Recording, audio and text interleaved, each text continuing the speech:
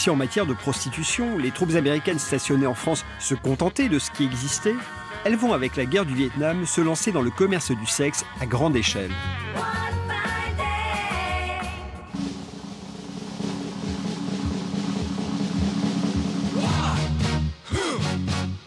Pas question pour l'Amérique en guerre de se satisfaire de l'artisanal ou de l'à peu près des bordels militaires français. Il lui faut une organisation à toute épreuve, un plan de développement, un financement, bref, un projet d'envergure au rendement maximal. « 40 ans après, John Kedwick fait partie des rares vétérans du Vietnam disposés à raconter leurs aventures dans les bordels militaires. Cet ardent militant pacifiste, qui vit dans une petite ville tranquille du New Jersey, a bien voulu nous raconter tous les aspects de sa sale guerre.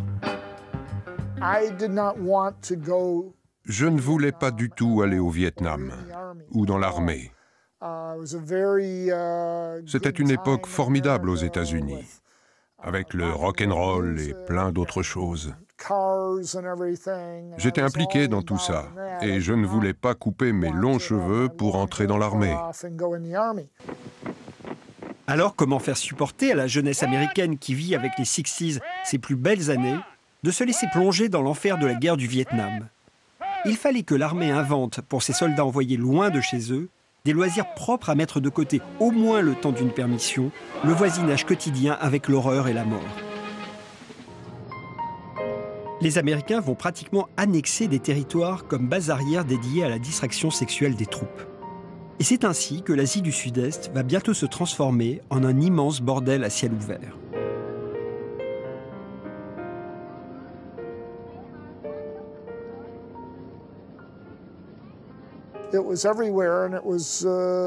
Il y avait partout des hommes dans de très jolies petites cabines qui vous interpellaient en disant « Vous voulez des filles? Vous voulez des filles ?» Et on y allait car c'était agréable de passer quelques jours avec une jeune femme. L'humour noir est souvent l'arme des faibles. Les Vietnamiens classent aujourd'hui celles qu'ils appellent les filles de bar au premier rang de l'échelle sociale grâce au dollar magique gagné facilement. On prétend que leur nombre s'élèverait entre 300 et 400 000 au Vietnam. Elles contribuent efficacement à faire marcher le commerce. Cet autre vétéran du Vietnam, qui était pourtant le chauffeur attitré de l'aumônier de son régiment, a été lui aussi témoin d'une prostitution omniprésente autour des bases américaines. Mon sentiment, c'est que la prostitution au Vietnam était surveillée de près par la police militaire et réglementée par l'armée. On a beau faire profession de foi du libéralisme le plus sauvage, il vient un moment où il faut aider le marché à se réguler. C'est ce que les États-Unis vont entreprendre avec les Rest and Recreation, repos et divertissement. Ces véritables clubs de vacances sont le réconfort du GI au bout de l'enfer. L'un d'eux a même pris le nom de Disneyland Est. 10 hectares exclusivement dévolus au plaisir du GI sans permission. Les relations coûtent entre 2 et 5 $. Et les prostituées reçoivent des visas d'artistes pour justifier leur séjour ici.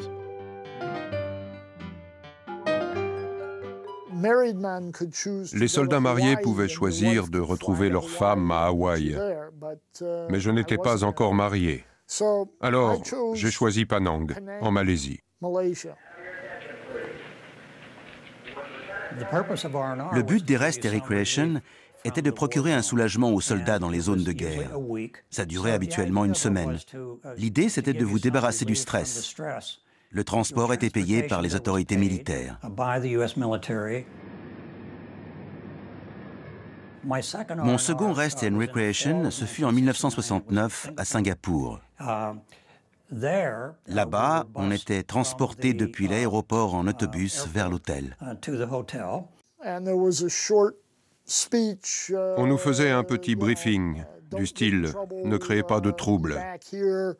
Soyez de retour mardi prochain à 9 h du matin. » En descendant du bus, on entrait dans le hall de l'hôtel et là, il y avait des femmes. Vous en choisissiez une et vous retourniez à votre chambre. Il n'y avait rien d'autre à faire. Quand vous descendiez en ville, c'était incroyable.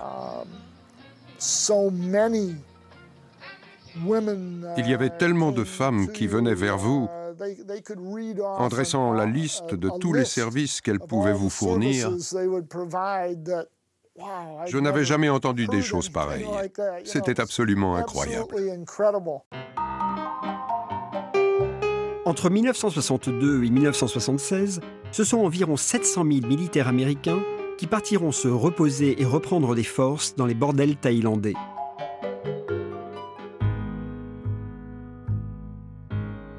On trouve au Canada d'excellents spécialistes d'une autre histoire des États-Unis, comme l'universitaire québécois Richard Poulain. Il travaille depuis longtemps sur les trafics sexuels et c'est un expert qui allait se montrer précieux pour notre enquête. Les Rest and Recreation Facilities en Thaïlande ont été financés par un prêt via la Chase Manhattan Bank, un prêt de 9 millions de dollars. Un prêt consenti à un général de la Royal Air Force thaïlandaise, qui a mis en place les Rest and Recreation Facilities, et son épouse a créé la première agence de tours sexuels pour la Thaïlande, pour faire venir les soldats du Vietnam pour qu'ils se reposaient en Thaïlande. Tommy Tourist est une société privée, seule habilitée à organiser le séjour du permissionnaire. Elle organise tout, logement, nourriture, tourisme, amour. Que ce soit en Corée ou en Thaïlande, ça a été des accords de gouvernement à gouvernement qui ont permis le développement de Rest and Recreation Facilities. Tout cela se fait de manière tout à fait officielle. Il n'y a aucun problème en 1964 pour qu'un GI sans permission se laisse filmer par l'équipe de 5 colonnes à la une. À son arrivée à Bangkok, John prend un taxi pour se rendre dans l'un des hôtels réquisitionnés par Tommy's Tourist. Et il sait que dans cet établissement qui accueille exclusivement des soldats, il y a dans le hall des femmes qui attendent. À l'intérieur, 60 filles derrière une vitrine. Il n'y a plus qu'à prononcer le numéro qu'elle porte sur la poitrine pour faire son choix.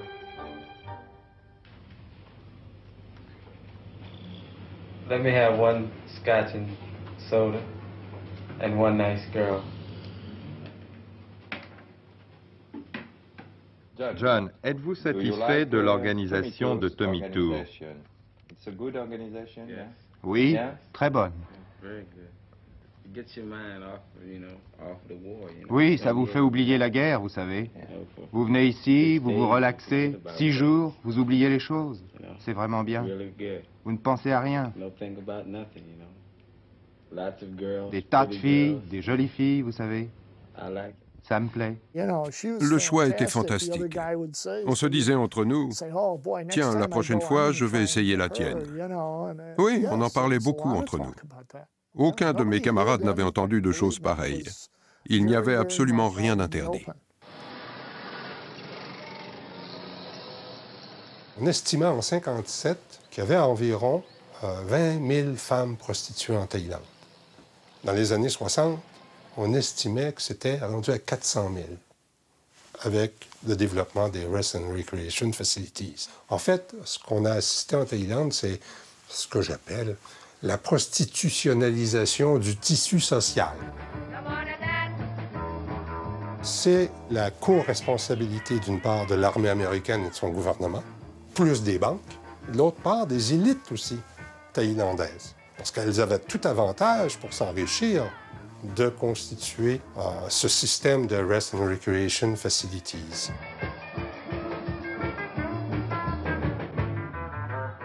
La Banque mondiale et la FMI suggéraient à la Thaïlande de reconvertir son économie, puisque la guerre du Vietnam terminait, et donc que les devises fortes qu'il recevait avec les soldats américains qui venaient prendre du bon temps en Thaïlande, bon, ça allait terminer. Donc, il fallait qu'ils fassent une reconversion. Il leur suggérait de développer l'industrie du loisir et du divertissement. Étant entendu que ce n'était pas des Walt Disney qui devaient construire sur place, tout le monde comprenait ce que ça voulait dire. Il fallait bien ne pas laisser perdre une pareille source de profit. Donc on les a recyclés pour les temps de paix et notamment pour ce qu'on appelle si joliment les touristes sexuels. Le premier ministre de l'époque expliquait qu'il fallait sacrifier une génération de femmes au profit du développement économique du pays. Et là, ça fait quelques générations de femmes qu'on sacrifie.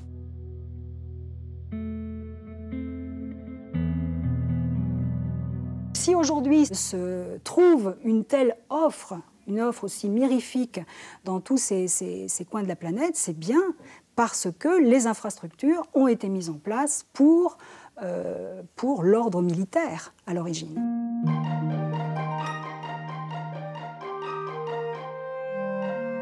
Depuis, ces infrastructures ont fonctionné à plein. Et c'est dans toute l'Asie du Sud-Est qu'on a sacrifié plusieurs générations de femmes. Avec la multiplication des bases américaines dans l'océan Indien, la prostitution a gagné les rivages au fur et à mesure des débarquements militaires. À Singapour, aux Philippines ou, comme ici à Pattaya, en 1991, lors d'une escale du porte-avions Midway et de ses navires escortes. 10 000 soldats débarquaient pour leur première permission après 6 mois de guerre du Golfe. Et ils étaient attendus de pied ferme. Étant donné qu'ils sont depuis 6-7 mois en mer, pas de bière, pas d'amusement, pas de femmes et beaucoup d'argent, puisqu'ils n'ont pas eu l'occasion de le dépenser, là ça a été très très bon. Au cours de la seule décennie 90, plus de 33 millions de femmes et d'enfants de l'Asie du Sud-Est auraient été victimes de la traite à des fins de prostitution. On sait parfaitement que la prostitution suit le mouvement des troupes américaines à travers le monde. J'ai travaillé pour les forces navales aux Philippines à Subic Bay. Ces unités faisaient ouvertement appel à des prostituées. La Navy fournissait même des services médicaux pour soigner les maladies sexuellement transmissibles. C'est entendu. Dire, répéter, confirmer, la prostitution accompagne les armées partout où elles vont. D'une manière un peu bricolée comme en Indochine ou en Algérie, ou bien de façon beaucoup plus professionnelle, voire industrielle comme au Vietnam. Dans tous les cas, l'armée sait se transformer en proxénète pour le confort et le moral de ses soldats. On ne pourrait rien y faire. On nous a bien dit 20 fois, les hommes seront toujours des hommes. Sauf que ces dernières années, la donne a changé. Ce ne sont plus les soldats côtoyant l'horreur et la guerre à qui l'on a proposé des prostituées. C'est désormais une prostitution pour les soldats de la paix que l'on a organisée.